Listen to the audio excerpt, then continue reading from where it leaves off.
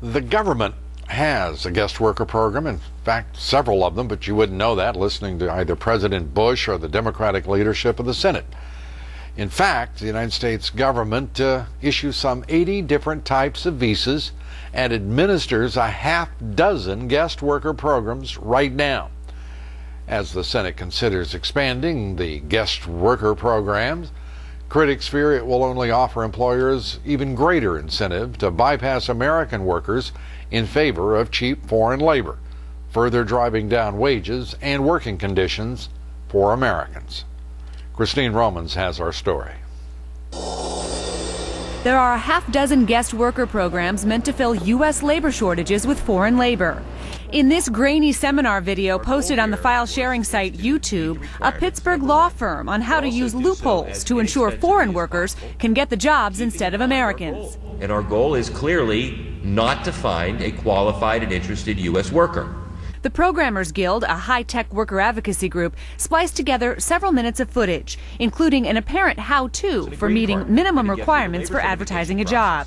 So certainly we are not going to try to find the place where the applicants are going to be the most numerous. We're going to try to find a place where, again, we're complying with the law and hoping and likely not to find qualified and interested worker applicants. The seminar has since been removed. After repeated calls and emails, a spokeswoman for the law firm would only say the event was to educate their clients and would not confirm the substance of the seminar. It all comes as the debate over guest worker programs intensifies. Quite frankly, we have evidence that a lot of companies are using H-1B skilled worker program for legal immigrants at the very same time that they could be hiring Americans. Senator Grassley has long been concerned about H-1B visa abuse, and recent congressional testimony highlighted humanitarian concerns in the H-2A and H-2B programs. You try to control one set of misuse in one category, and employers will just adapt and go to another visa category and start to misuse those. He says employers are gaming the system, but advocates of guest worker programs say they are essential for the economy, especially in agriculture, where more legal slots are needed. We're talking about bringing the workers that are coming in now illegally into the United States in a legal controlled program, and I think anybody and everybody would be in favor of that. Fraud and abuse can be stopped, he says, if Congress allocates more resources and personnel.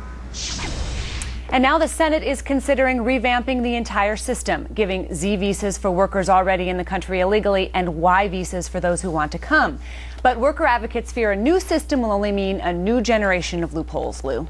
I don't even know if we can call them loopholes. I mean, that's a pretty startling, straightforward statement that business and those who support business, the law firms and everyone else, they're just basically trying to screw the American worker. And to hear the Senate talking about its nonsense associated with this amnesty legislation.